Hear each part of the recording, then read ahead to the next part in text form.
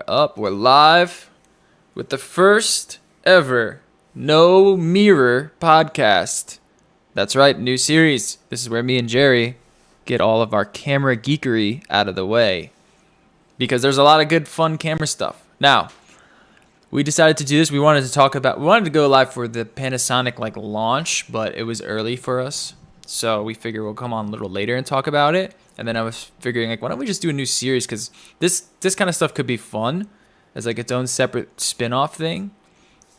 So that's what we're doing. So there's probably not going to be a schedule for this. There's not a every Tuesday or Wednesday that we do this. It's just whenever it comes out, whenever some news drops that's substantial enough to do a show, we'll probably do it. Right? How do you feel about that? Cameras. Yeah. Yeah, just the camera show. Yeah. So what's up, dude? Eating some McDonald's? Yeah, pretty much. Are you excited for the Panasonic S5? Cautiously? Yeah.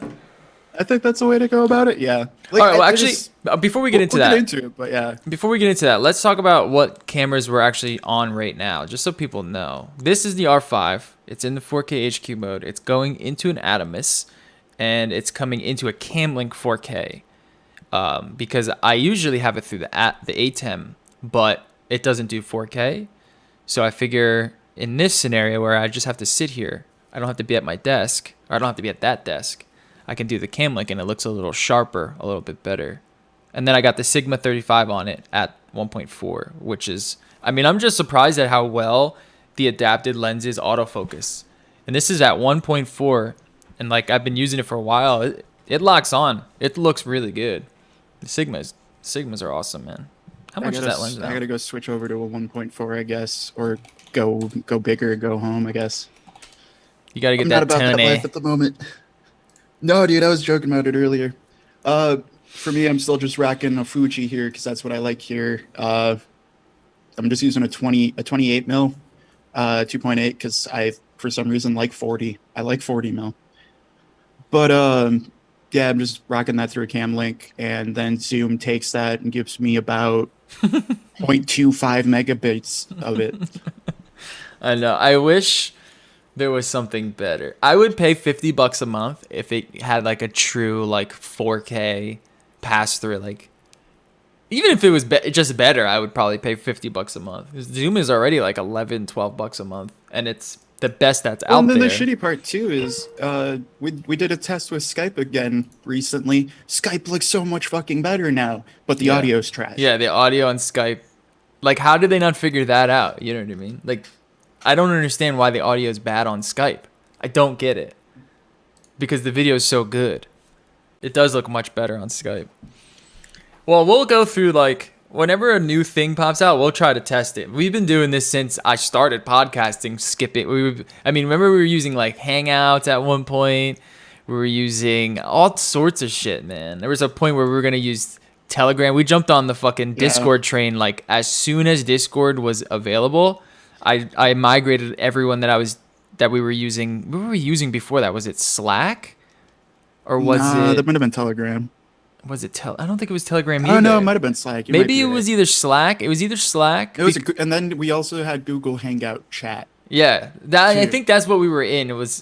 I think we started in Google Hangout chat and doing the show through Google Hangouts, and then Discord came out and we migrated the entire sort of community over there, and then still use Google Hangouts. And then I think we used a different video platform for a while because Hangouts just all of a sudden stopped working right. It was just one day Skype sucked then still. Yeah, Skype always sucked. Sucks sort of, which I'm frustrated because I'm sitting here trying to talk on a camera show, and then Zoom's always going to give me a half a megabyte and just make me go hey, you look like shit. Yeah, and I have to underexpose for Zoom. Yeah. I have learned this because if it looks underexposed on my side, it'll look better on Zoom, because if it's actually properly exposed on Zoom, it just highlights. It just blows it out, yeah.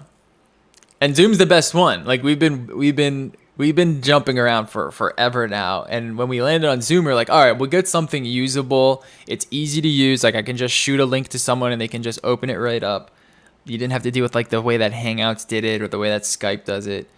But the problem with Zoom now, it's not really a problem. It's just the video quality is lacking a little bit, and sometimes like the connection, you have to have like a rock solid connection, otherwise then it's like even worse. But that's the play. If any programmers are out there, if you want to make some good money, just please develop a good video platform, please, for the love of God. All right. With audio, because that's the Yeah, other with thing I was good thinking of audio. It doing. has to be good audio first, and then good video.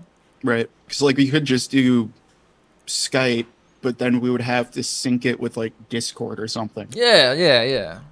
That's not worth it. I mean, hopefully Discord can get their act together, because like that would make it even easier. If we could just use everything through Discord, that'd be great. But it's not. It's Discord's pretty bad. It's pretty bad for its like video platform. All right. Let's get into this. All right, so there's a few things we're gonna cover today. We're gonna cover the Panasonic S5, of course. I want to talk about the R5 recovery specs that we've been doing like R5 testing in the Canon Rumors Discord, and we got some pretty interesting numbers from what's his name, Baba Boca. So I want to touch on that, and then we're gonna get into the FX6 from Sony, and just like the rest of the Sony cinema line that they just kind of announced, and then that's it. So hopefully these aren't too long. All right. First things first. I guess we can get into the. I guess we'll get into the R5 results real quick, as it's not too much. So there's been a big breakthrough with firmware 1.1 where they seem to turn the ambient sensor on the camera on now, which is great. Before, it guess they didn't turn it on, and it just relied on whatever the fuck it was relying on, whatever overheating curves that they had previously. But now it seems after firmware 1.1 came out, they turned it on, and it's actually reading pretty well. So we found that if you place a fan, it doesn't even have to be near the port side of the camera, which is where that sensor is. Even if you place the fan on the back, you're able to basically get unlimited recording. You can just keep recording 8K, keep recording 4K, 4K HQ, whatever overheating mode there is. As long as you have an active cooling solution, you'll be able to keep recording. Obviously, you're going to hit a 30-minute time limit because they have that arbitrary limit in there. But nonetheless, you can just resume right afterwards. On top of that, that's pretty good news. So I haven't tested it myself. I'm waiting for my fan. I ordered a small USB fan to come in, and I'll be doing a video with that. I do want to make like a little DIY tilt to housing for it too, which I think could be some good content.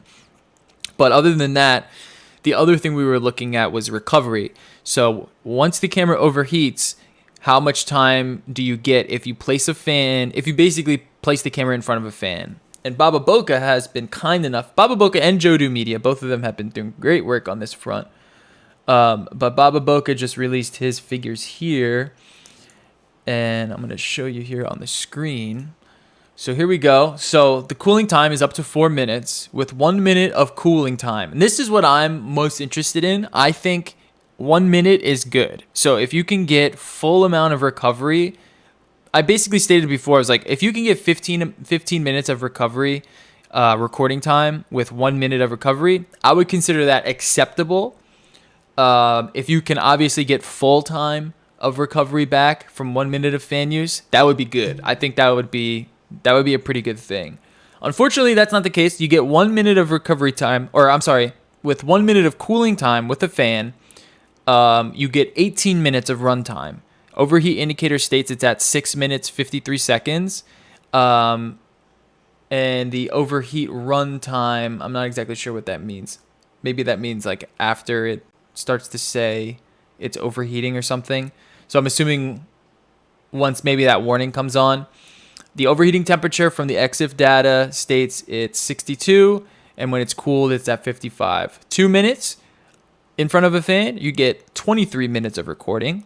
3 minutes, you get 25 minutes of recording. And 4 minutes, you get 37 minutes of recording. So you basically get, in 4 minutes, you basically get your full amount of recovery, which is okay. I still think powering off for 4 minutes is a little, it's just, in most scenarios, no one wants to do that. 1 minute is fine. That's closer to what I always said would be the realm of acceptable for me is if in 2 hours and 20 minutes I can do 2 hours of recording, I'm fine. Yeah. Yeah. Yeah, that and that Now, I I'll admit that still kind of sucks though that that's the case in an ambient 70-degree room. yeah. There's like that kind of blows. Yeah. But Ambient that's at least temps. usable. If you can use it for 2 hours and have just 5-minute breaks, because you're most likely going to have that in most film situations. That's fine to me. Yeah. I think if you can bring it down to 1 minute and you basically get 20 minutes with 1 minute of cooling. So you just throw a fan on the side for a minute and then you're back up and running. That's okay. That's not bad. Yeah, we'll see if it gets better, but it's definitely now much more. You get a much more of a grip on overheating than previously. Previously, you couldn't do anything. Nothing you did. Literally, I opened up the lens and I let Sure, the air try to hit true, the true. sensor, the battery, leaving the battery out, the cards out. Nothing you did would improve those times. So that's why everyone was like, "What the fuck's going on?" It has to be some Right. sort of That's why it's the timer. most frustrating. Like, Yeah. sure, sticking it in a freezer sucks, but like that's the way physics works. Like, why is this camera not conforming to physics, Right. It's basically? yeah, yeah, and it's still a little fishy.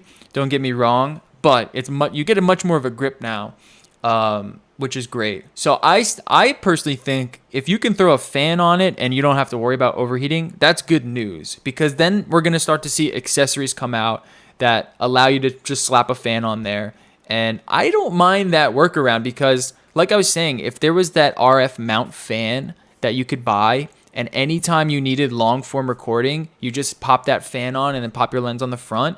I think that's an amazing workaround in a way that you can get long form, high quality recording, but also have a weather sealed body when you need it. Because I don't want my cameras to have holes and vents in them because I'm usually doing a lot of stuff in weird climates and stuff, and I like to have that weather sealed. Plus, like sand and stuff, you don't want anything getting in there. That's fair, but I'm fine with it either way, just because it's like I didn't hate the fact that the S1H had a fan because it works. You know what I mean? I It's like the also the option same. of It's the same thing with like a cine cam. Like, yeah, right. C200 has a fucking fan in it that whenever you are not recording, that thing's loud as fuck. But I like the option of being able to use a fan when you want it rather than having it always in there. You know what I mean? I think that's actually That I think I would like to see more cameras I operate in like that that idea. way. Okay, yeah. You know I what I like that mean? idea, but that's one of those things where like to me personally, and it's not a slight against Canon, but it's just one of those like put it in the box. Yeah. Oh Like yeah. that's what I would like to see is like if that was the solution is like, hey, Yeah, we're that'd be coming out awesome. with this RF mount fan that cools the sensor or It'll whatever, it be should have like just been two, in the three hundred box. bucks knowing Canning. Knowing that their Right. ND filter thing. Stop pulling the Apple. We'll sell you a $50 dongle extra, not included in the box. Like Yeah. just have it in the fucking box with the camera. Yeah, I mean that's definitely the ideal situation. But overall, I think that is a I would like to see more cameras It's the implementing same that. thing with how everyone's like refusing to give you a fucking battery charger nowadays. Oh yeah, that was a Sony thing for a while. They would just give you a Oh, it still cable. is. Fuji's doing it. Like a bunch of people are starting to do it. They're just like, yeah, we're gonna just have you charge through the USB port. You don't need a battery charger. Why would you need that? Yeah. Yeah, when I bought the R4, I believe it came with a charger. And that was the first Sony camera that I bought out of like 5 or 6 Sony cameras that came with a charger, like an actual battery charger, not a fucking cable with a little, power bank on the side. Um, and Canon does come with a charger too. At least this camera did. I don't remember. I think the R5 did as well, but I could be No, wrong. that's good. Like, Yeah. no, that's No, I know it's it's a stupid minor complaint. It's just because that they're like that's $50 right. if you But want their that's been charger. my well, the charger is, but especially like the fan too and stuff like that. That is now the concern to me in my head that you could say against the R5 is like it's a really great stills cam. It's a pretty damn good hybrid cam, but to turn it into a video cam, you're starting to have to add so much that it's like, well, they have those cine cams coming out. Oh yeah. Oh yeah, and those You things, know what I mean? it's gonna get very interesting in that market, and like that's kind of what I want to get to with the Panasonic. So all right, we can kind of bypass this now. That's really all I want to show you guys was that we're still doing more testing. So stay tuned because And I there's still so want to much see more more. R6 testing because that should be the camera, and it still seems like it's not as good with 1.1 as the R5 is, and I don't know Well, why. what's odd is some cameras with the R6 Sound have good, 1.1 installed, right? And some some don't, but don't, like I and you want to can't see, download 1.1 with the right? R6. So what the fuck is that? I know. So I just like I want to see someone actually test the 1.1 on it, like Yeah, with the same thing. Is will the same trick work of can I yeah, stick a $10 fan on the back and then magically the R6 can record for 2 hours? Because then it's a fucking amazing camera. yeah. Yeah, then it's a great option, yeah. Especially like I said, like right now there's no tilted fan, there's no RF mount fan. You have to build your own sort of system right now. But a few months, I guarantee we're gonna start to see like, oh, this is the R5 housing, and you just slap it right on the back, it just pops in, and now you got basically a little mini cinema cam. And like you said, with the R6 for $2,500, you can get the 10-bit internal up to 4K 60. You just slap one of those little aftermarket fans on it, and then you can run it forever. Basically, that's a pretty damn good offering right there. And then you get the hybrid ability and like all the fun Canon still stuff. And the base basically a 1DX3 sensor. Yeah, Like yeah, and all the new would be RF mount that would be stuff. the perfect camera. Yeah. So that's that. We're still doing lots of testing. Like you said, I don't have the R6. I want to see more people do R6 testing, but I'll make sure that I cover that when that stuff comes out. Now, I do want to get into. Let's get into the S5. What are like your initial impressions of it? Are you impressed with it? Are you kind of disappointed by it? I'm kind of disappointed Yes. by it. Yes. Yeah. That is Both? basically my opinion is both. Because in some ways, to me, this is a really fucking awesome camera. Because Yeah. it is. With the autofocus. It's such an Achilles heel. It's like it. It's an Achilles heel. You can choose the camera that overheats and you can't shoot with in this price range. Yeah. The camera that's really good but doesn't have autofocus, or a 2-year-old A7 III, or the new Sony next month A7 III. Yeah. The A7C. Right, Yeah, that's really an A7 III is what it sounds like. Yeah. That kind of, or the EOS R. Yeah. All of these cameras have major flaws. That's fine. It's pick your poison. It sucks, man. Yeah. So like we were talking like this market was the $2,000 market. So like anywhere from like $1,800 to $2,500, I'd say that market is like super interesting. But Right, there's that serious used to be Achilles the- heels in each camera that are offered in that price. But then if you even go back to like last year, that was the king market. And that's still the market I am personally most interested in. I'm in the camp of A7S III seems really cool for video because that's what I mostly focus on. But even then, even with that camera, you have all these rumors of the cine cams coming out from everyone. And then you have the R5. It's just getting into that price range where it becomes harder for me to be like, yeah, it's a mirrorless. I really like the fact that it's a mirrorless, but But maybe a little bit more, and I can jump to the cinema offering. right, like it's just one of those things where it's like, do I care about it being a mirrorless body that much? No. So if I'm gonna spend a Honda Civic, give me the full Cinecam, dude. I know, and some people were like, we'll get into that, And but that's why I like this $2,000 market, because it's like, cool, it's $2,000. You can buy a new glass with it for the same price or something. You know what I mean? yeah. And be happy, and like, there's your B cam. This should be the cool B cam market to me. This Or, was like, the market little that runaround. this is what I think is going on in the camera industry. This was the market that I also wanted to get into with the R6. But of course, the overheating stuff came out. I can't deal with that. I need a reliable 4K in a camera. That's just no questions asked. So that's why I jumped up to the R5. Otherwise, I would have went with the R6. Now, I think what's going on, because the camera market is getting crushed right now, because there is some sort of, it just seems like the camera market, they're pushing you, they want you at their flagships now. Like, they really want to give you everything at the flagship $35,000 to $4,000 market. And now that $1,200, $1,300 market is now $2,000, and that's where we're really going to start to see these big compromises. So with the S5, it doesn't have that many compromises in terms of its usability, and that's kind of what's really cool about it. It's just you're dealing with the same sort of autofocus issues that we saw with pretty much any other Panasonic camera. So this is really interesting because it's like it is going to galvanize the S1, but it still kind of has that Achilles heel. On the Sony end, the A7C is coming out, and we're seeing like it's just nowhere near the A7S III. You know what I mean? Like right. What you're getting offered at the $3,500 market is so much greater than what's at that $2,000 market, and that also means, in my mind, okay, A7 IV is $3,000.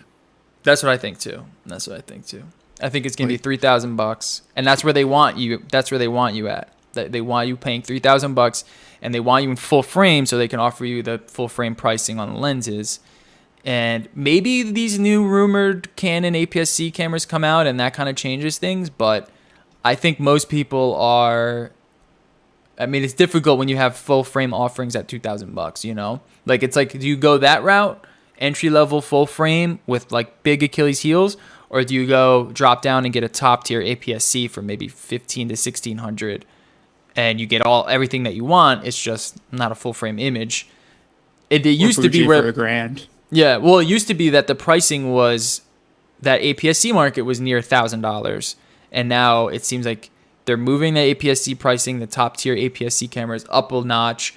The entry level full frames are now going to be around $2,000, $2,300. Well, that is. In fairness to that, at least like on Fuji side, it's been like that, and I think Sony too is doing a good job. We'll see how Canon keeps doing this, but it's that top tier is the only one for APS-C, at least, that's like getting towards full frame pricing, and that's mostly just because it's the specs. Like, sure, you're getting not full frame, but Fuji X-T3, X-T4 is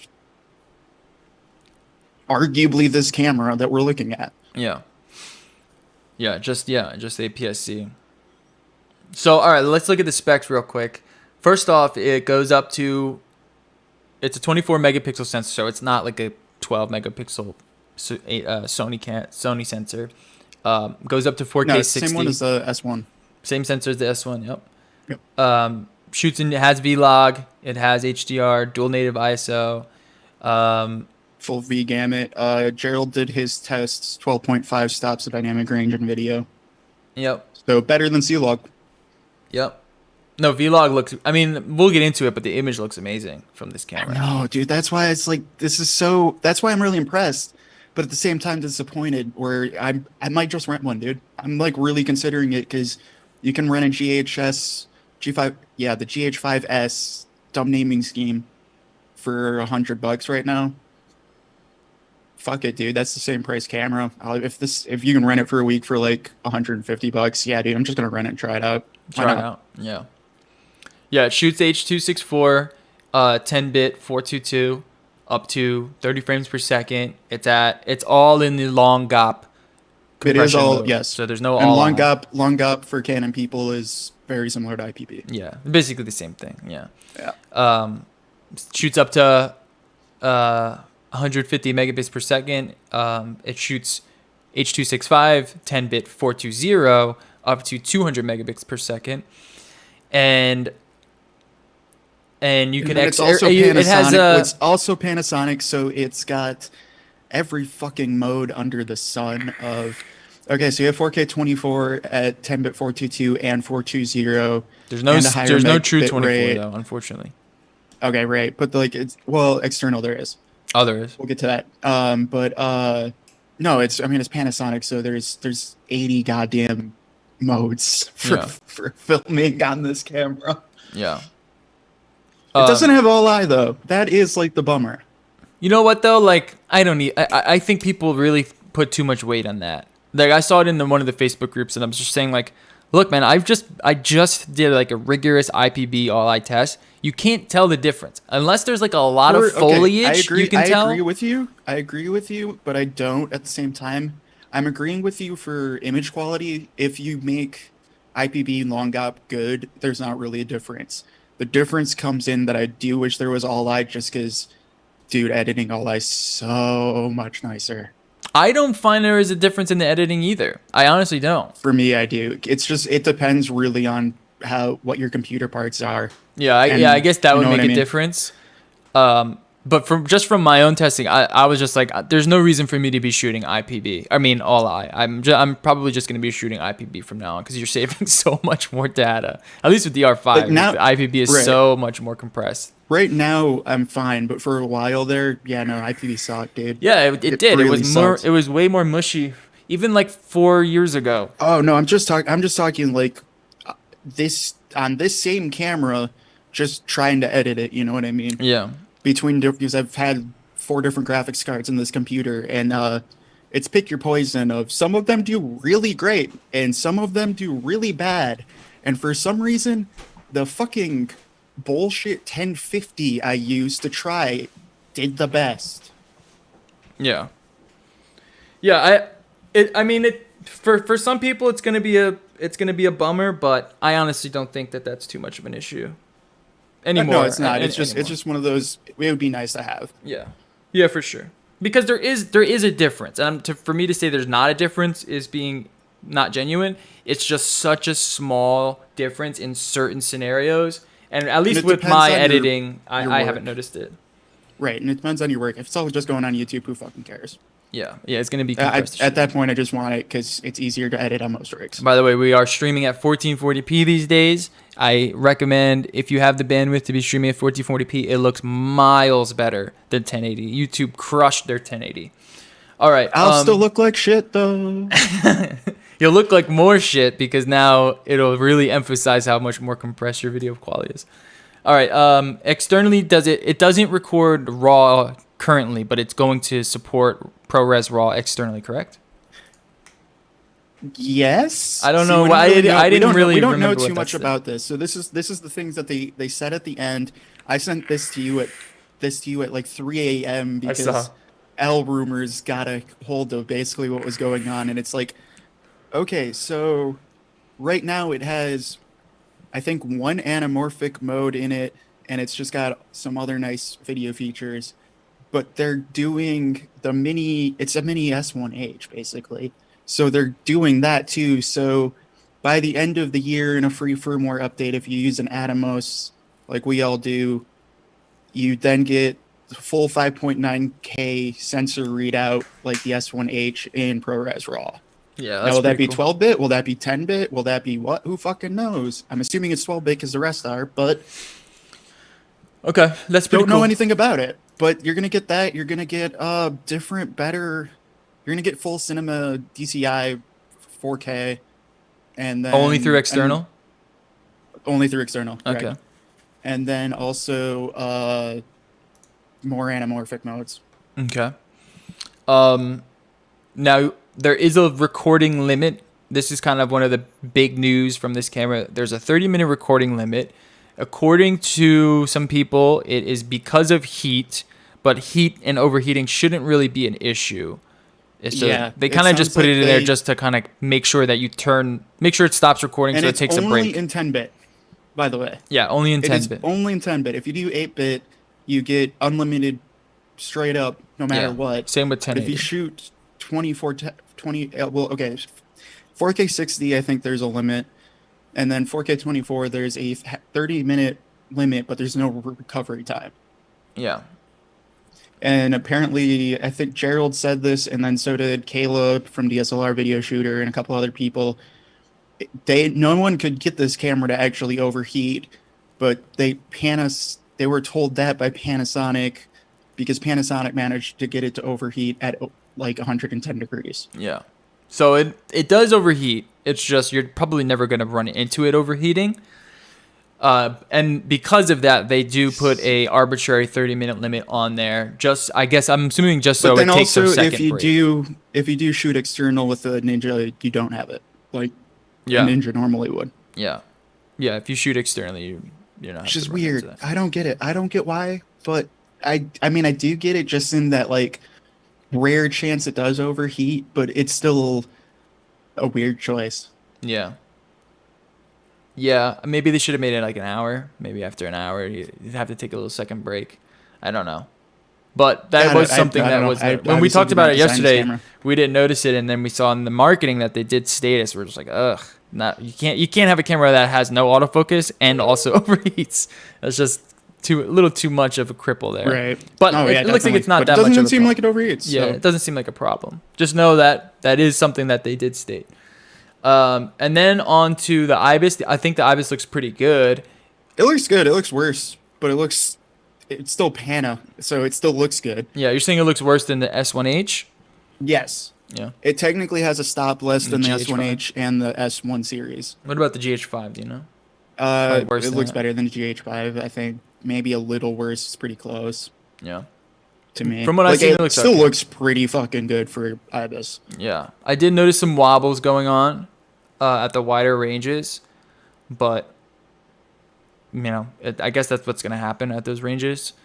And then finally the autofocus. So this is the big news. They've been hyping up their They tried. They really detection. tried to hype it up, dude. And that's like, I wanna believe, but It's bad. It's not good. From what I've yeah. seen and the And testing that especially has been once they done. started hyping it up that much, it's like I got a little bit excited, but then also just kind of like, I know you have to hype this up, but don't hype it up if it's gonna suck, and it sucks. And this is the biggest cripple. This is the biggest Achilles heel the camera has is its autofocus because it's when you need autofocus for video, it has to be really good. Like it just has to hit the mark. It can't be hunting like those little micro hunts that the Panasonic does. I don't know why they continue to use this system because it seems like Panasonic fans have been asking forever now to implement some sort of just phase detect autofocus. Anything that's not contrast detect or what are they called? Depth from defocus Yeah, autofocus. DFD. Yeah. I mean, to give credit where credit's due, it looks like it's an improvement from all of their previous systems. Yeah, it does. Like It does look it improved looks, it does in some look respects.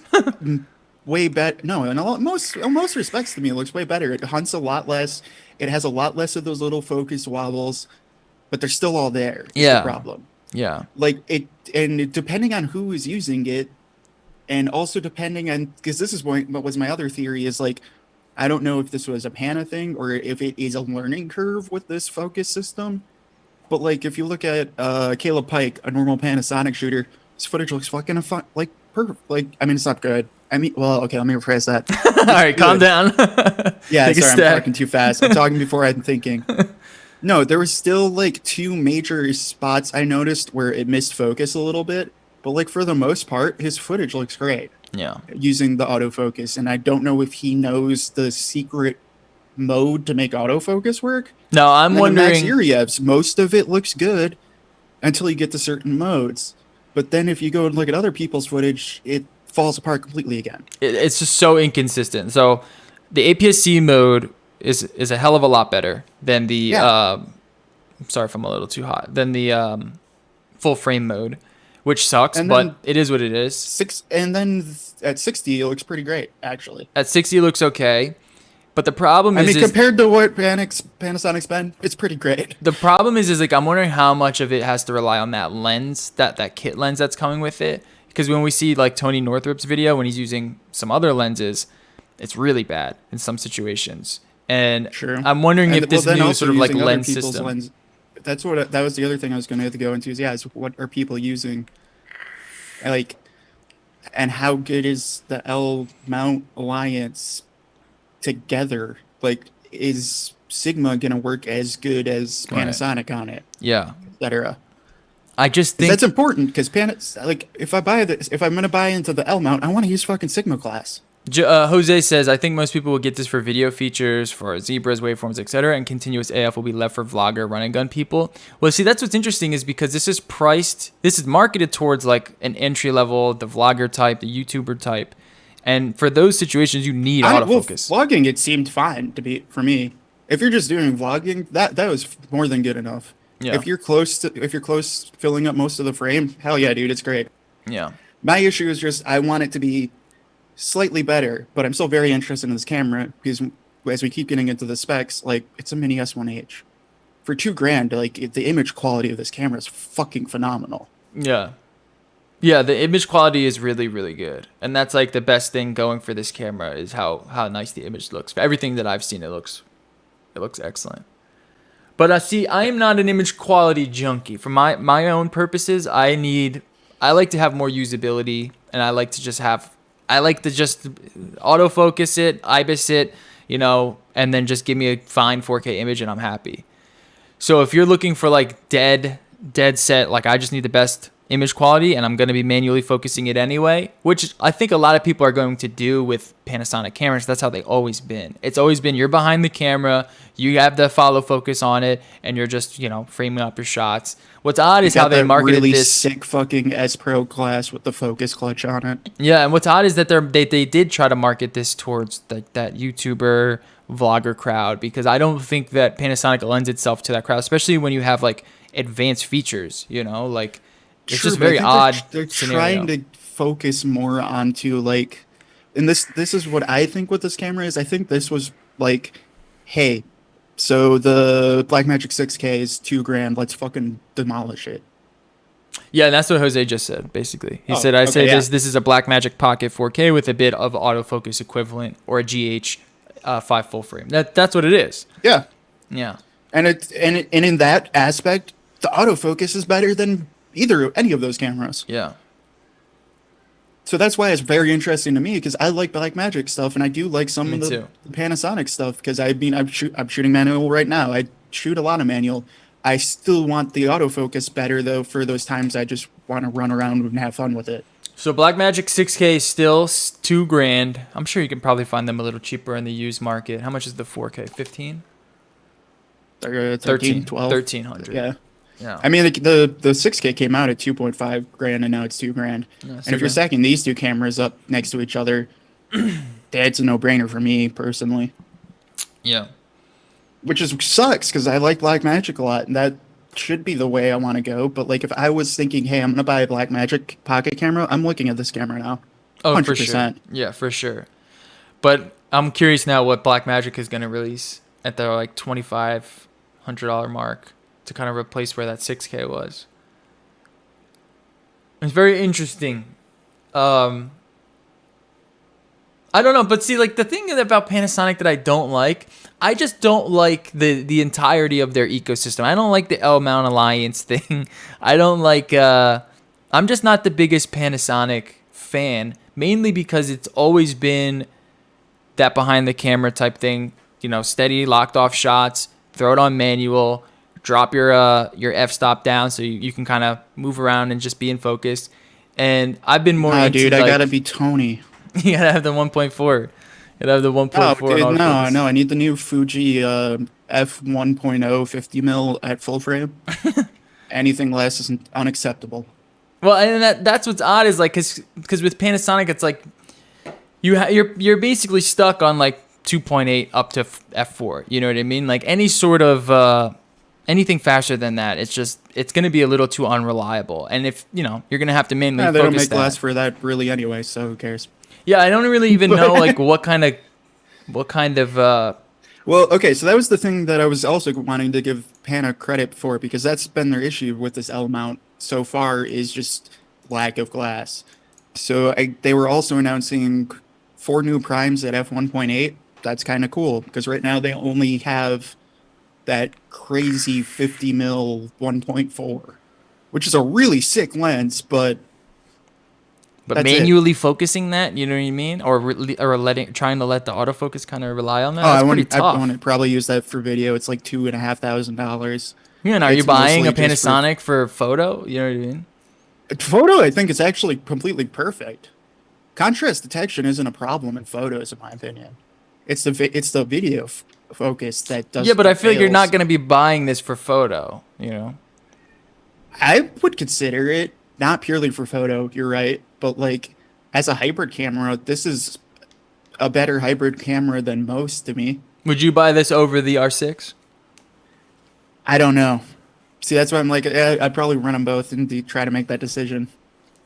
Yeah. Or Like, would you for buy this pure over? video side? I am tempted to be honest, because I'm the person who isn't. It's still not there.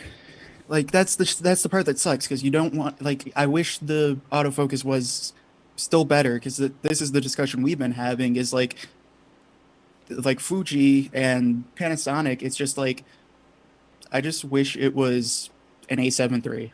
Like it doesn't have to be an R5. Like it doesn't have to be A7 R4 or whatever. But just get to like reliable, and Yeah. I'd be happy. Yeah, it's not reliable, and that's kind of the biggest knock against it. Let me see some But at the lenses here. same time, my, but there's still a reason why I'm sitting here shooting Fuji in manual glass. Like I am an image quality whore, so I'm willing to go with a little bit worse autofocus and just be like, oh, but that image though. Yeah. So like that's there still isn't that Yeah, there's a lot of F4s in their completely lineup. perfect hybrid for me. You know what I mean? There is a lot of F4s in their lineup. I'm seeing here. There's a couple 2.8s. No, they have There's a lot a of holy F4s. trinity of 2.8s except for the wide, but that's coming apparently very soon. That was also announced with that. So they'll have the full trinity of f2.8 for zooms. Okay. Then they have a full trinity of f4s. They have the 51.4, and then the rest is Sigma class. Yeah, maybe That's the instead thing you have of to remember too is anything Sigma makes is going on this mount. maybe instead of the 20 to 60, they should have came out with the 16 to 35 2.8 with it. That would have been nice. Yes, but I think that was the reason why they did the 20 to 60 coming out is the I whole don't like point this of that lens. was like, well, no, I kind of like it honestly, but the reason why they were doing that is okay, they're trying to make this because all of the S1 lines spend $3,000 basically. So here's the cheap S1 With the cheap and lens. the cheapest glass they have for it is $1,300. But you can't release a cheaper, affordable camera and not have a glass for it. Yeah, this is $600 for the 20 to 60. I don't really like it. It's okay as a kit lens, I guess, but I like I wish it was a little brighter, but I like 20 to 60 now. I wish more companies yeah, would I mean do that's a that. cool range. It is I a like cool the range of like, hey, if you're gonna make a kit lens, like, yeah, dude, make it wider. That's They dope should have to just me. made it f4. You know what I mean? I don't know why. I mean, I guess for That the would have been perfect. cost, Yeah. like the 24 to 105 f4. Well, it's $1,000 Or for even the make Canon. even if it, and this is the other problem Panasonic has, in my opinion, with their glass lineup, is a lot of it seems really cool to me, but it's all like just barely too expensive. Like if Um, they knocked like $200 off their entire lineup, it would look so much better to me. yeah, And that's where I think about this 20 to 60s. Like I think it's a cool idea, and I think it's decent. I wish it was $400 at most. yeah, yeah. It will be soon. These you can get these pretty easily. Like that's the I'm same sorry if thing I with don't know. their I'm sorry if I don't know how to their say your name. I'm sorry. Atasham says Panasonic autofocus is really bad. Sold my S1 a couple months back. Don't think an S5 will be a big improvement in video. DFD system has its limitation. I mean, it seems a little bit better from what we've seen, but yeah, like pure usability, like that's what I want to see. Like I'm not interested in like a just one person in front of a white wall type autofocus. I want to see it actually kind of like being utilized, and I haven't seen many tests on that. When when there's other people around, when there's foliage in the background, when the lighting isn't perfect, I kind of want to see how the autofocus holds up there. From what we've seen, it is an improvement, but yeah, it looks better, but it's still in last place. yeah, it's still like you might as well not use it. You know what I mean?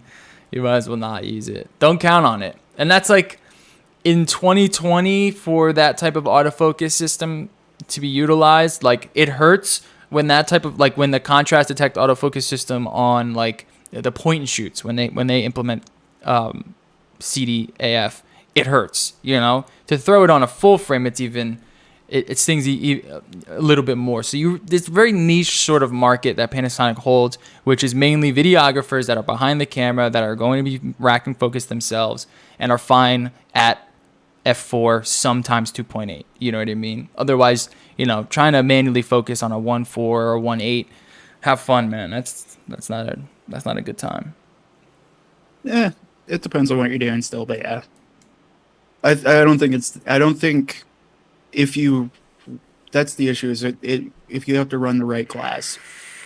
And I think it's better because if you actually just go buy a Cine glass, I think you can do way under 2.8 still pretty fine. It's just trying to do it with a fly-by-wire. Fuck that. Yeah. But like Panasonic's doing their double motor weirdness with a focus clutch. I could see that being a little better, but it would be nice to see it like a bunch of F2s. Yeah. So that's like what this camera seems like for me is like if you shoot manual F2, let's go. But I don't know. I don't know. I wasn't really impressed with this release. I think if they would have had something, I think if they had just a stronger autofocus system, like a much bigger. Oh, if they had a stronger autofocus, this would be the camera to buy. Period. It's just such a non-starter for at least my purposes, and I see it. I'm just like, all right, you're still using the same old autofocus. You just added better detection. You know, you didn't improve the actual autofocus system. You just improved the way that it detects things, and it's just like I just wanted to just not hunt all the time and not, slightly go from the eye to the nose, and then from the background you're seeing the lights flicker back and forth. And and those things, it looks better to me. It still hunts a little bit, but like the actual warbles and like the weird little flickers and stuff, that looks a lot better to me. It's still somewhat, there's still a little bit there, but that from most of the stuff I've seen, that looks a lot better. So that's an improvement. Yeah. Like if it's slightly out of focus, if this was $1,500, I think that would be a little bit more impressive. I think. See, that's your thought on everything not Canon. I think $2,000. I don't get it, dude. Like Blackmagic, it'd be great if it was $600 and it cheaper than a phone. This camera, it should be $1,500. Canon, dude, I'm buying a $6,000 R5. Because I don't have to worry about it, other than fucking if you throw a Ninja on it, $5,100.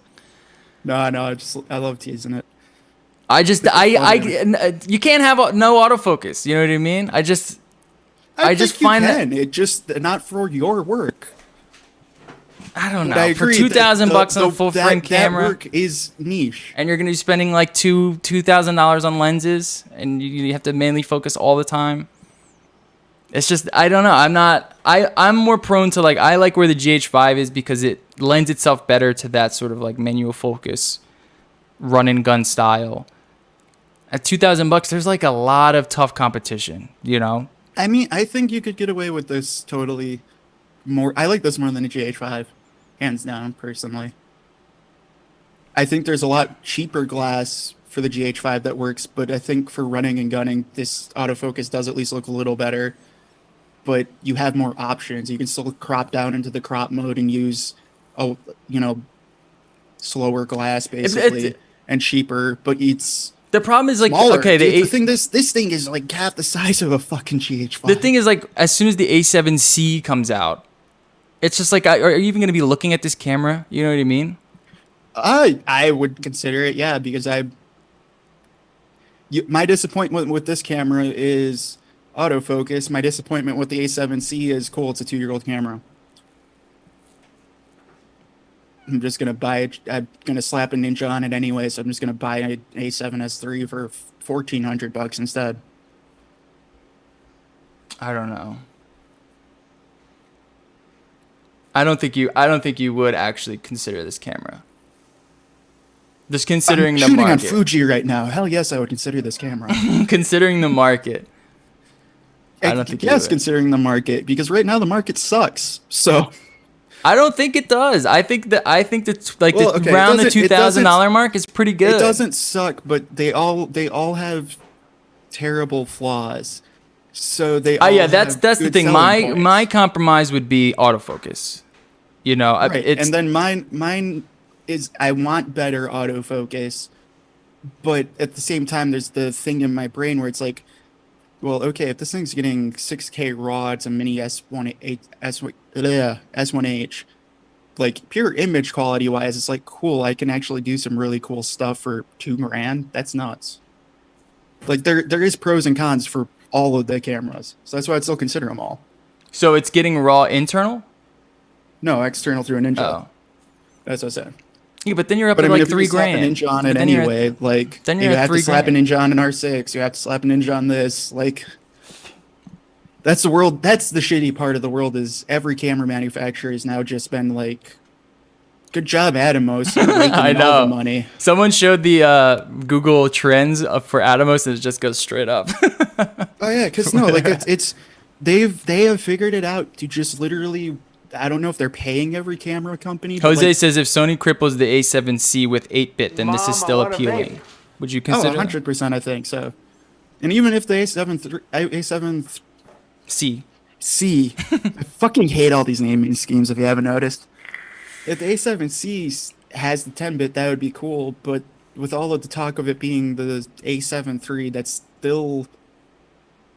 It could be cool with 10-bit. I could be wrong, but I guess my brain is now used to seeing A7 III 8-bit footage. I don't like it, and if that's where that becomes less appealing to me.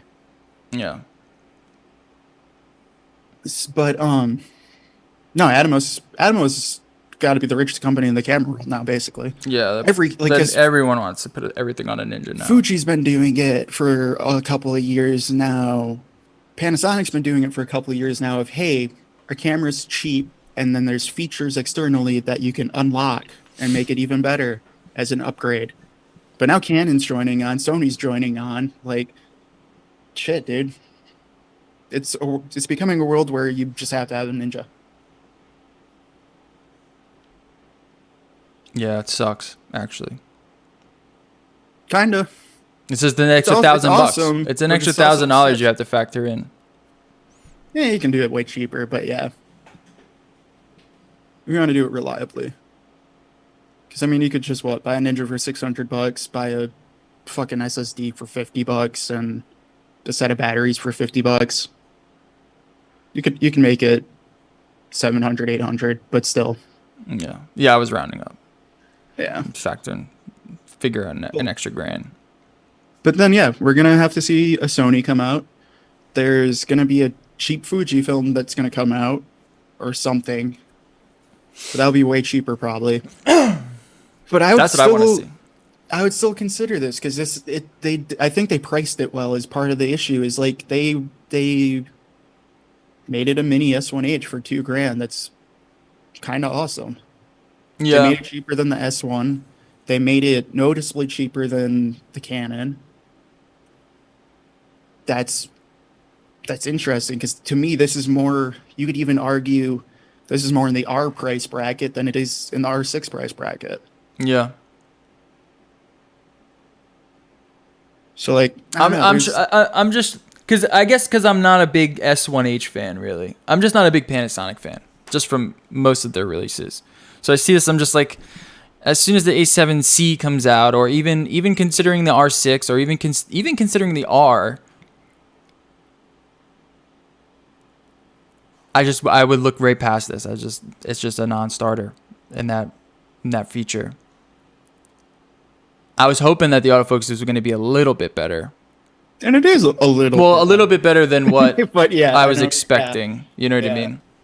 Because it kind of is what. That's why I'm saying it's a little bit better because I was expecting it to be worse than it is. Yeah. And so I'm sitting here like, oh no, it is a little bit better because I was expecting it to be even shit. Panasonic would make this so much easier if they implemented a different auto. I wonder if they're just gonna constantly go down contrast detect. I wonder if that's the worry because like that's the other worry of everyone doesn't want it. You know what I mean? Like everyone's just like just do it different and do it something else. It doesn't have to be contrast. Doesn't have to be phase detect. Try something else. You know, it doesn't have to be just what everyone else is doing. But we know like the contrast detect is unreliable at worst for video. Yeah. For stills, it's arguably a little better. I didn't realize there weren't really many L-mount Alliance lenses. There is not a ton, so that was why I was interested. And that's another thing too. Like drop a bunch. Yeah. No, right now for Panasonic, they don't have a ton. You're obviously not. If you're in this price bracket, you're not buying Leica glass. Right. Let's be real. And that's another factor to factor in. But you're gonna start getting all of the Sigma stuff. So. Yeah, but with Sony, you have all that already. You know what I mean? It's kind of already all there. All that kind of budget glass is there. All that cinema or Sigma That's glass is there. that's true, but at the same time, I like I care less about that. I do care about it, but I care a little bit less just because even if I go Sony, I'm gonna buy all the Sigma stuff anyway. So if I buy Sigma on Sony or L, it's literally all the same glass at the same price. I don't care. Yeah, do we know when Sigma's coming out with this glass? Did they state anything? No, half of it's already out. Half of the glass that I would buy for Sony is already out on L mount. The cheaper Panasonic options, that's supposed to be November for the 4 primes. But I mean, like that 24 to 70 for Sony that everyone loves, it's there. Same price. Like all of those, all the new 85 1.4, it's there. Same price. So like Sigma, if Sigma has released native E-mount glass, it's Sigma's also on fucking L website mount. doesn't even. There we go. Yeah, let's see what we got here.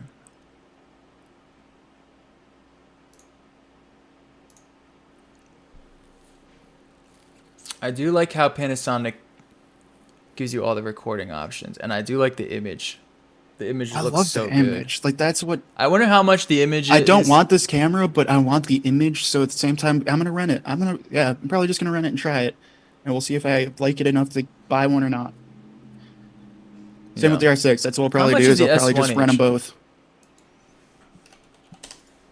Let's see how much the S1H is. $4,000. Yeah. So it's to half the So price. that's of why the it's S1H. interesting. Is like this is most of the same stuff as the S1H for half the price. It's intriguing, dude. Just doesn't have the autofocus. And it has arguably better autofocus than the S1H. It does. Jordan, It does have. It does have Yeah. better autofocus than the S1H. no, Jordan was doing literally his comparison of his S1H versus this, and it's like, it's better. It still sucks. What Panasonic has Which- going for them is that they update their cameras for years. Sony sucks when it comes to that. Canon is more reliable, but lacks in certain areas. If they update the focus DFD, it'll be on the S line and GH line. Yeah, That would be nice. Sony updates their stuff usually through most of their cameras. I don't know. I still don't remember the think last time I updated my Sony cameras though. Fuji's still pretty top tier at that too. Because Yeah, that's well, why I want Fuji's to buy an known for their XT4. firmware updates. Right, that's why I want to buy an XT4 when it came out, just because it's like, well, yeah, it came out with worse autofocus than the XT3 because the XT3 had like 3 autofocus improvements. Wait 6 months and it's gonna probably be better than the XT3 then. You just gotta wait those 6 months. Man, there's so many cameras. What do you think about the Sigma FP? Where is that coming in at? Is that 2,000? Cheaper than this, and a couple $100 cheaper. Same boat, different thing. So it's cool. I think it has even more flaws than this does, unfortunately. Interesting. I kind of want to see more on the Sigma FP. This tiny little full frame Sigma camera. And that is using the L mount. Yeah. Fascinating. I wonder I mean- how much they share between each other actually. Well, no, that's what B&H is doing right now. Is like they really want me to buy this camera, and they want other people to buy the camera because right now what they're doing is if you pre-order it with the body or the kit lens. So, and this is again where I think there is a value argument for it. So, say you're not like me who has Canon glass and Fuji glass, but you don't have any glass of these big ones or something like that. Like you're not locked into a Canon or a Panasonic or a Sony or anyone. Mhm. Kind of like me, that's why I buy all EF glass. So right now you can buy that kit lens 20 to 60 for $2,300, and it's mail-in rebate, but you get a free 45 millimeter Sigma f2.8 prime. Interesting. For $2,300, you get one pretty decent prime and a okay kit lens and a good S1H mini S1H. That's value competition wise. That's pretty good. It's We'll see how definitely long they offer that for, but it's definitely I definitely would go over the S5 over the S1. oh yeah, without a doubt. It It's also seems like the smaller and S1 like is. half the weight. I like the size of this camera because this camera looks like it's taken a couple of it looks like the Fuji XH1 kind of without the top LCD screen. Like it looks that size where it's like cool. It is a smaller camera like Sony, but just a little bit bigger, so it looks like it's ergonomically better. Hmm. And like the size of this seems kind of cool. Like very cool, honestly. Yeah, rent it. I want to know what you think about it. I want you to rent it. I mean, yeah, it'll be a minute, but like, I mean, obviously, camera's not even out, but I'm definitely gonna like I'm gonna wait till Sony puts out their stuff, and Do you I'll have a probably just Ninja on the way? yeah. Okay, good. So like, I'm probably just gonna wait and like say fuck it, dude, and just spend $300, run them all, and see I mean, that'll what be I good content. that too. I just want to also see what I like because like right now that's what I've just been thinking and mostly have been doing is just like, hey, I really like my Fuji. This is great, but if I ever need anything extra, I just fucking rent it for shit. You can rent most things nowadays for like $50 for a week. Yeah, and see, you're in a much interesting And predicament. I'm down near Atlanta, so I can find things even cheaper. Yeah. Jose says the FP has way more flaws. It does. It's a cool camera and it's a cool concept, but it's I don't. I know. I even really know more nothing about it. unique. I've seen only video, and I like the video, but I don't know what the No, the flaws are. video is good. It's still like if you think Panasonic's autofocus is bad, go check out Sigma's. I wouldn't even. Yeah, I don't Uh, even think about. I wouldn't even think about that. but then also, it's it's cool, but it's also interesting. Of like, there's still no EVF on it. There's not really It's Ibis just a on sensor it. It is and a shutter. tiny. Like It's basically you. They want you to slap a Ninja on it, and then you're gonna. I don't know. It's a weird little interesting camera and market that they're going for. What was I just about to say? See, you're in a much more interesting position because you're not locked. You're not really locked into anything right now. no, and I usually like I don't. I am too pragmatic personally to like really lock in. If that makes sense. That's why I buy like most of my shit's EF glass because cool, I can put it on whatever the fuck I want. And but then outside of that, it's like, yeah, I'm gonna buy a 24 to 70, and that's probably it. Yeah. Just because I don't know, I hate as much as I like being a Fuji fanboy, I still just hate like the pure fanboyism of like, no, this camera is only the only good camera brand. Like fuck off. Give me capitalism, dude. Yeah. Give me competition. I want all these cameras to be better. I still think you should head to the Sony route. That's my position on that. For someone that's just strictly photo or video, you're more budget conscious. There's a lot more versatility in the Sony market. And I think that lends itself better to your needs than what Panasonic is doing. Yeah, but I'm also an image quality slut, so I about know. that. That's the thing. You would be trading that for subjectively better image quality. I'm really interested in seeing the A7C or whatever the fuck it's going to be. I mean, I am as well, but Because then that kind of throws everything through a loop. Because we really don't even know what it is yet, you know? that camera was sounding a lot cooler to me when it was an RP competitor. This is where I'll pull the Wayne of it should be $500 cheaper. Yeah. Like, so if it has 10-bit, that could be cool, but otherwise it's just like, But that's what I argue the Sigma. Yeah. That's where I argue the Sigma should be. Should be more competitively priced to the RP. Or the R even. yeah, like even if it's, yeah, I don't know. Like it's just, the A7C to me still just is like, I wish this was a Nikon S5 or Z5? Z5, goddamn it, yeah. Z5. S5. Yeah, Z5. I hate all of these The companies naming the letters. same thing, but All their with different letters, dude. Canon letters. has Yeah. R, Sony has fucking Z and E's. No, Nikon has Z, Nikon has Z. Sony has E, A, and A. now, yeah. Yeah, A with E mount. And then Panasonic got S somehow. And Yeah, then Fuji's X. yeah. Which is the And coolest letter, I will say. agreed. And it's the coolest camera, but it still has all of its own flaws. Yeah. And I Especially find that even interesting. when you I do find that interesting. Like, I don't know. I think once the Sony A7C, once we see more on it, that'll give us a clearer picture of where everything's at. I'm assuming true. it's gonna. I'm assuming it's gonna compete with the R6 at like the $2,300 to $2,500 market. The A7C, see, that's what I'm worried about, though, almost. So I was hoping for a little more from it, to be honest. I really was, of just, especially if you're going to be like, trotting out the A7. I mean, it's an A7 III. Like, I don't know. That's just what's put It me off kinda about it, is is. the It rumors kinda that is. it's an A7 III. I mean, it kinda is.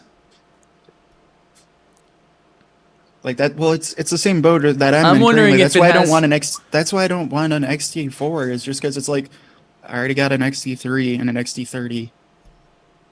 It's the same fucking camera. They're all five of Fuji's cameras are the same fucking camera. I don't need to buy the newest one for twice the price. Yeah. Yeah, I want to see like what the actual sensor is. Is it the newer sensor with like the improved dynamic range, the improved color? You get the flip screen on it. It's in the A6000 body, which I like just for the versatility of it. I do and I don't because I think their body's already small enough. Yeah, it is small. But when And you like throw I like do like one of those small small bodies, E but mount smaller E mount lenses, it's nice to have like a little, almost like a webcam. Like you're walking around with a webcam. yeah, Is the A6000 body smaller around the same size as the XT3 body, or is the XT3 bigger? XT3 is a little bigger, Okay, but the XT30 is smaller. So smaller than the A6000, or smaller than the The XT3. A6000 would still be smaller. I'm pretty sure, but they're closer in body size. The XT30 is like higher, Right. if that makes sense. But 'Cause like it it's has still the too thin, and they both have shitty grips. yeah. All So right, that's that. there is FX9 rumors, or not FX9, FX6. FX6. Yep. God, all I lose today, dude. Let me find the thing. Oh yeah, I had the Venice up. I don't know, dude. I want this autofocus to work 'cause the image quality looks so good. Yeah, it sucks. It's a bummer. There's always an Achilles heel. That's the problem. Just which Achilles heel can you deal with? Do you want autofocus? Do you want long form recording? Do you want hybrid ability, photo stills? That's kind of what you're giving up. Or do you I want to know spend? that's the problem. Is like with these cameras. Or do you want to spend 15 grand and just get a C500? Well, no, that's my argument. Is I want to spend 15 grand to get a C500, and that's why I want a 2 grand camera that is actually a decent hybrid, Yeah. which should be like it's kind of the R6. It kind of really is, but We'll I see don't in know, a it's just few one of months. those. I'm still waiting for that camera that like, cause I don't even need 4K 60 because I buy Cine Cams, like. I don't even need that. I just still want give me a camera that's 10-bit 4K 24 with a little bit of autofocus and decent image quality that can record for 2 hours. Yeah. I don't get how that is so hard unless you For spend 2000. For 2000, you're saying. Right. Well, that's what I was gonna say is I don't get how that's so hard unless you buy a 7S3 or an R5.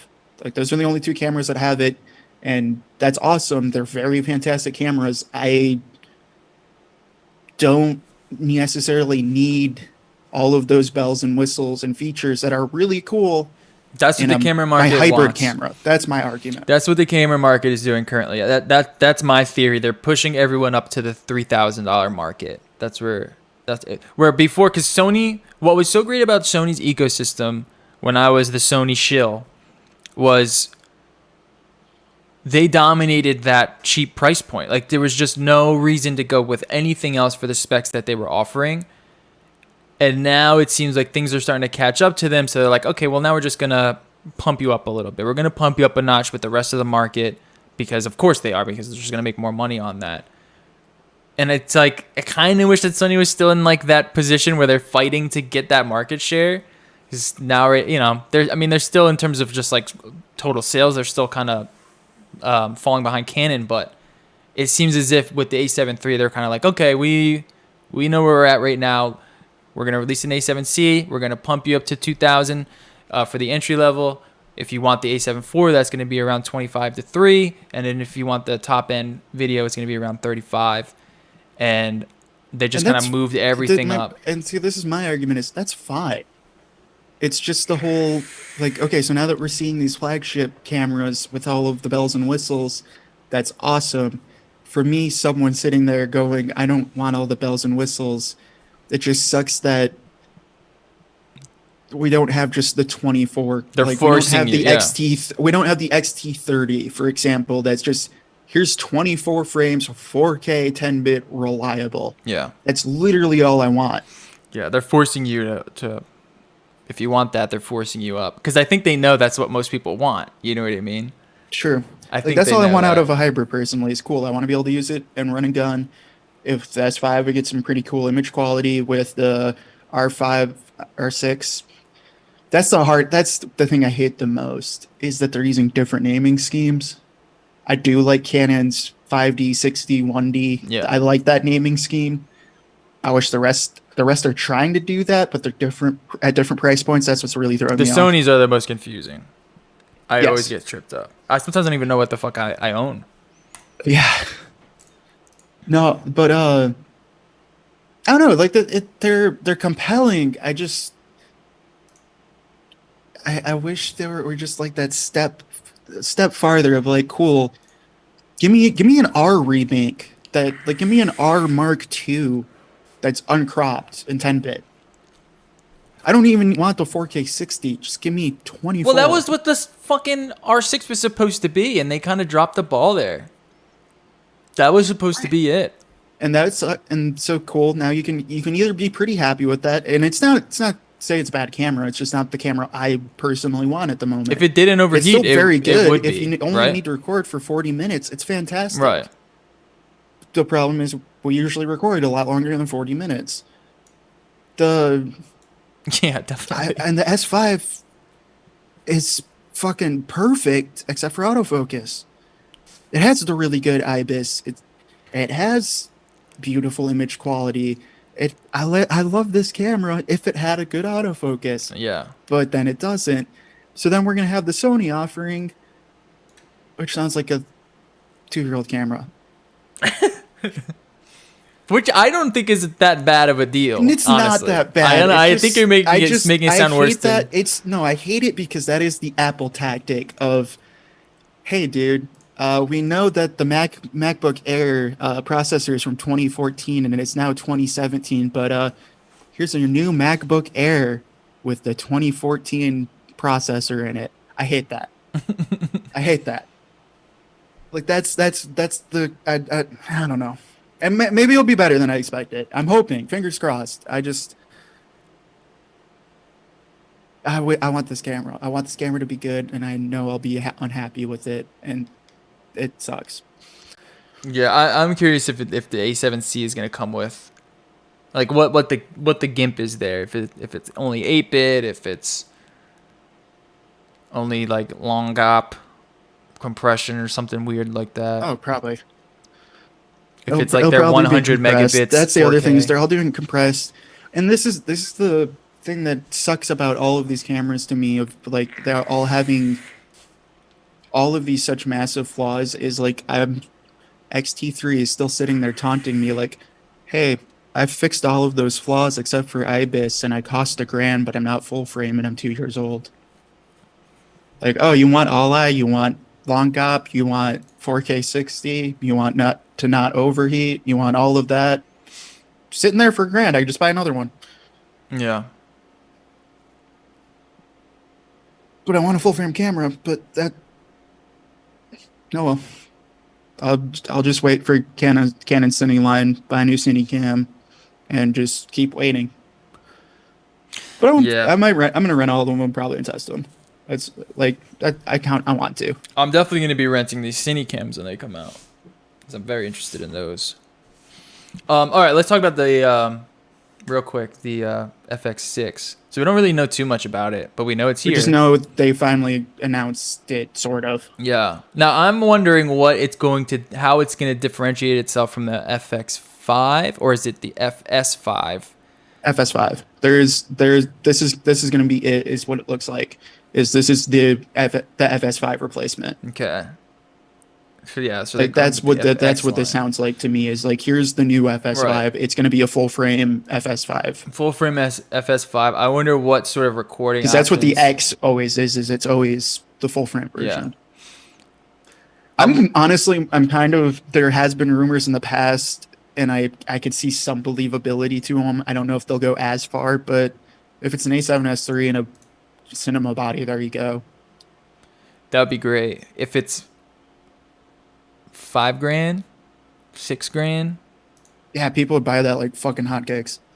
If it's I don't know if I would, but people 7 will or definitely 8 buy that thing grand. for fucking hotcakes. But that's the thing. It's like, yeah, it's gonna be interesting how they're gonna price Oh, I think this. I think it's gonna be it's not gonna be more expensive than the C70. I don't think. Yeah, it would have to. No, it wouldn't have to, because it is full frame. So it could. Yeah, it but could that's be like look at 7 the FX9 versus C300. They're the same price. Yeah. That's Sony's game plan usually, is like, hey, we'll offer you the same things but full frame for the same price. Yeah, that's true. Which will be very fascinating, actually. I'm curious what it's going to come with. What kind of recording? Are we going to get 4K 120, 4K 60? Or are we going to get 2K? I like the idea of having 2K 120. What do you think about the new Venice? I don't want to think about it, dude. Did you see that I the fucking honestly sensor don't. comes off and you can just use the I sensor by know, itself? dude. It's so fucking cool. I don't want to think about it. Look at this. I don't want to image sell here. my house, dude. It is so rad. I know. Supposedly they use this camera in the new Top Gun. Like, dude, the Venice is really fucking sick. It's Yeah. such a sick camera. I A lot of people are shooting on Sony these days too. Professional, like movies. Well, a lot of it too is because it's been spreading over from broadcast. Because there's a lot of stuff, if you want to do TV work, they're like, yeah, just shoot Sony. Here's the image with the sensor taken out, connected by this fiber optic cable. So if you need to like slot it in somewhere small, you can just fucking rig it up with this fiber optic cable and have the recorder somewhere else. That's so cool. Yeah, that's really fucking sick. Yeah, it's fucking awesome. I mean that How much is it? I don't know. there it's like $100,000 at least. But like, no, dude, there's your weird counter argument to my original argument of why 8K and the Canon R5 was cool. So my whole argument was, well, yeah, you can get it into compact spaces to do some cool shots like a car. Well, here, just mount it to the car and then stick just the head units into the car. Yeah. Dude, they did it with Top Gun where they put it in a fucking plane. They had the little head unit in the front of the cockpit with Tom Cruise Right, flying then- the plane. And just hide the rest of the camera body somewhere else. Yeah, Like, just put it by your feet or okay. something. Yeah. Throw it in the never trunk. mind, I don't want an R5 anymore, I guess. Yeah, it's fucking awesome, man. No, that was my whole argument of like, okay, why the R5's kind of cool is like, yeah, dude, for visual effects, it's it's the reason why Blackmagic is making a 12K camera. Is resolution does matter for visual effects, so Mm-hmm. you could pump up that 8K and like shit, dude, you can, if you're doing a car crash, you can stick it into a car easily and shit like that. Yeah. Justice says, do you think Canon will ever fully unlock the R5? I think they're trying to. I think they got a little too ambitious with trying to keep a camera like this passively cooled. But they're going to try. We'll see in a few months. We got another firmware coming too, so we'll see after that. And then you find the S5 and it doesn't overheat unless you take it into 110-degree weather. Yeah. In a body like a third of the size. Which is why all you need is 24. Just give me a good 24 that's small and doesn't overheat. I'm going to keep harping on this until someone actually does it. Well, I mean, they do it. It's just you're going to spend $3,500 on that. Oh, that's fair, but my point for the overheating is like when you put an R6 side by side with an S5, it's night and day which one's bigger and which one's smaller, and you're going to lose that bet on looks alone of what's going to overheat or not. Yeah. Like, that's what doesn't make sense to me. Yeah, the R6 is a huge disappointment. Huge disappointment. I don't think anyone would disagree. There's a lot of people still buying it. I don't know why. I don't know why you would buy that camera unless you're a photographer that wanted something cheaper than. Well, no, I think for YouTube you're probably fine. To be honest, depending on the type of content you're doing, I can see that being fine. If you're doing less than 40-minute shoots, it's a great camera, honestly. When I was shooting with situations of doing longer than 40 minutes. When I was shooting with the A6200, which overheated, I got about an hour of recording before it overheated in 4K, something like that. And doing like the DIY or die videos, it became very frustrating with like an hour. I can't imagine 30 minutes. It's just so restricting. Oh, I'm not saying it won't be frustrating, yeah, but I'm saying it's still doable. Yeah. And I think people are still going to love most of the features of that camera and still be happy with that. It's just for me, I've been shooting this long enough that I wanted to shoot for 2 hours. Yeah. I want to be able to take it to a job site and be like, cool, I'm going to have 2 hours at least with no questions asked. That's all I want.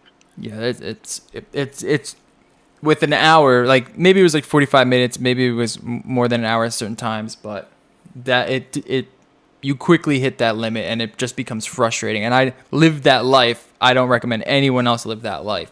So that's why I'm like, the R6 not even, if for video, it's not even a $2,500 camera. You have to have the Ninja on there if you expect to get any sort of reliability out of it. So then it becomes, do you go with the R6 or do you go with the R5 because they're around the same price? And then you have the trade-offs there. Or the 7S3, yeah. And 9 times out of 10, I'm gonna push people to the A7S3. If you're strictly video, I just don't see any other camera to buy right now other than that camera for video. It's so good. It's so good. I would. It is. No, it is. But I'd also argue, and this is why it has everything. The S5 is interesting to me. It is more than half the price. It depends on your workflow. It depends on your workflow. If autofocus is not important to your workflow, here's really comparable image quality because it's basically an S1H, which is the same price for half the price. Yeah. Yeah, I would agree. If you don't need autofocus, yeah, that's a great offering. I would still argue like at that price, $2,000. You're gonna buy a lens. You're probably, I don't know. It's tough for me. It's tough for me to justify without autofocus. That's the shitty part. It's just so It's just there's so much compromise. All of these are basically go buy an R. The USR. Yeah. Maybe that should be maybe that we should just keep telling people that. I mean, like it's so underrated. If you need the hybrid all around, whatever camera, it's still the R.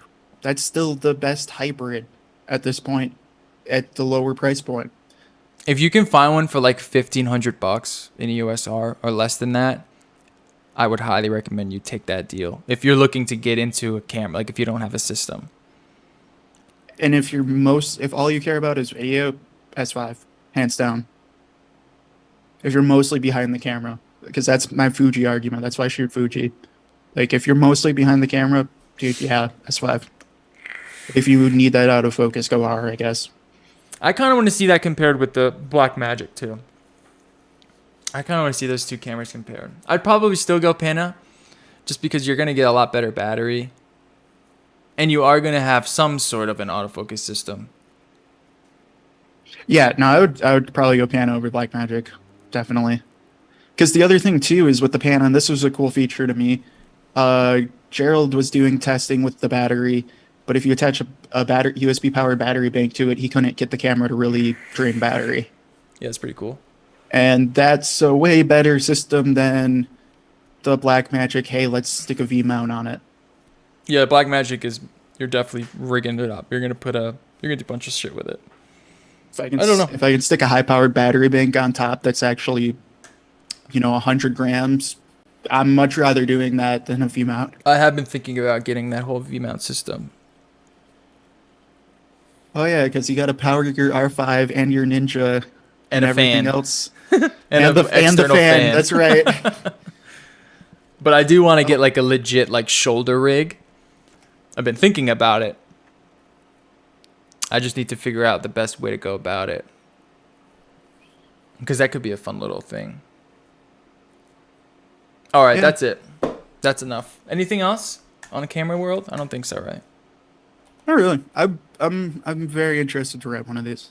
I like this camera more than I was expecting to. And I'm the interested in opposite. A7C. I'm honestly the opposite. I dislike this camera more than I was expecting I would. I thought I would like it a little bit more, but at least from what I've seen. Maybe that my mind will be changed after some more footage comes out. I do like the image. There's no doubt about that. Right, and that's what I'm focusing on with this camera because that's what I was expecting out of this camera is can I get a good image out of it? And you can. I wonder how much better it would look if it was all eye. It is all. I mean, it looks great with just the IPB or whatever the long gop. Yeah. There's a great little tangent there. Can you tell between all eye, IPB, long gop? No, probably not. Shooting the one that's easier to work with, but also that gives you more data. I'm already needing to fucking upgrade my storage. This is so much fucking data with the R5. It's insane. That's an interesting question. What? Marry fuck kill R5. I was hitting let it go through at the same time. Marry fuck kill yeah. R5 A7S3 S1H.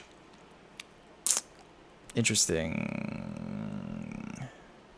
That's really hard, to be honest. I'd probably marry the A7S3 without using it. That's what I was thinking, but I don't want to kill either of them.